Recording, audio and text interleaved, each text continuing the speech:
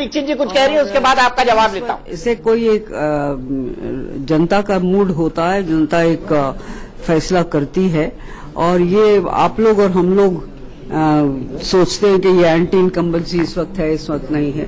जनता ने फैसला लिया सराखों पर। आपके हिसाब से जब आप आकलन करती हैं, जो परिणाम सामने आ रहे हैं, क्या कमी रह गई? क्या पार्टी के अंदर की गुटबाजी या प्रदेश अध्यक्ष का इस तरह से पार्टी को चलाना, क्या आज के दिन आप एसेस करते हैं? अब इसके ऊपर तो जो चर्चाएं होंगी, जो निकलेगा, अभी तक तो अफवाहें हैं, लोग कहते हैं, नाराज जो लोग होते हैं वो जरा ज्यादा बोलते हैं, जो कम होते हैं वो कम बोलते हैं। तो जब विश्लेषण जब किया जाएगा, तभी उस पे नतीजे पर हम पहुंच पाएंगे कि ये क्या हुआ, कैसे हुआ। कि एक बात जरूर है कि जिस तरह से कांग्रेस को निकल कर आना चाहिए था, एक अग्रेसिव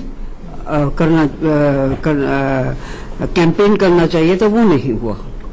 इस चुनाव को जब कांग्रेस पार्टी लड़ रही थी तो लगातार जो स्लोगन था उसमें ये कहा कि हमारे पास अनुभव है, लेकिन बावजूद इसके आप एक दिन भी आप प्रचार के लिए नहीं गई। उसी अनुभव की बात अजय माकन भी करते थे चुनाव के कैंपेन में, लेकिन आपने कभी प्रचार नहीं किया। नहीं, प्रचार मैंने इसलिए नहीं किया क्योंकि मुझे किसी ने कहा ही नहीं, तो अपने आप से निकल नहीं सकती थी। आपको बुलाया नहीं गया? ना, मेरे को नहीं किया।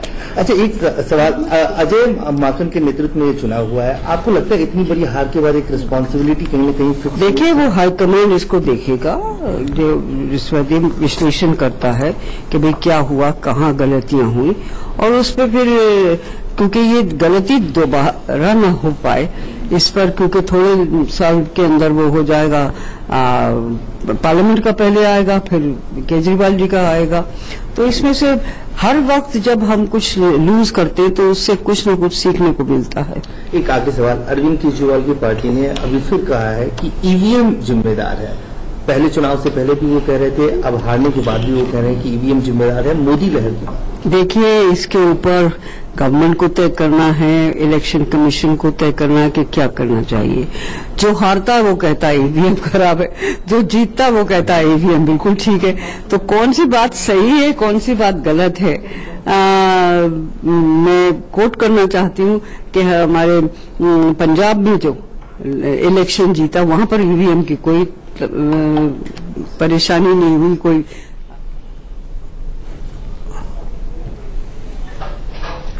तो अगर फिर से हम एक बार नतीजों पर या फिर ये कहें कि रुझानों पर नजर डालें तो हमें साफ दिखाई दे रहा है कि भारतीय जनता पार्टी 181 वार्डों पर, आम आदमी 40 वार्डों पर और कांग्रेस 38 वार्डों पर आगे है। यानी मात्र 2 वार्ड से कांग्रेस पार्टी की बजाय आम आदमी पार्टी आगे चल रही है। यानी आम आदमी पार्टी ने मात्र 2 वार्डों की बढ़त बनाकर अपनी इज्जत बचा ली है और अब वो दूसरे नंबर की पार्टी है एमसीडी में। पहले नंबर की पार्टी बीजेपी है जो उनसे कई गुना आगे है, 181 सीटों पर आगे चल रही है। हम बात कर रहे थे तेजिंदर पाल बग्गा से हम बात कर रहे थे। तेजिंदर, अब आप अपनी बात खत्म कर रहे थे, मैंने आपको बीच में रोक दिया था, बोलिए, आपको क्या लगता है ईवीएम की इस हार का ठीकरा जो ईवीएम के सर फोड़ रहे हैं उस पर?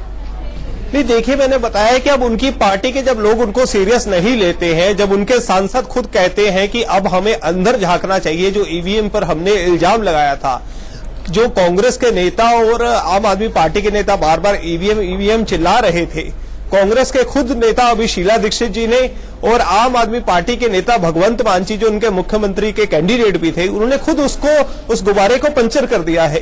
सिर्फ ये ईवीएम का जो गुब्बारा इसलिए फुलाया जा रहा था कि जो हार का ठीकरा हम किस चीज पे फोड़े। तो जब उनके नेता उनकी बात पे विश्वास करने को तैयार नहीं है तो मुझे लगता नहीं कि हमें कोई उसकी प्रतिक्रिया देने की आवश्यकता है।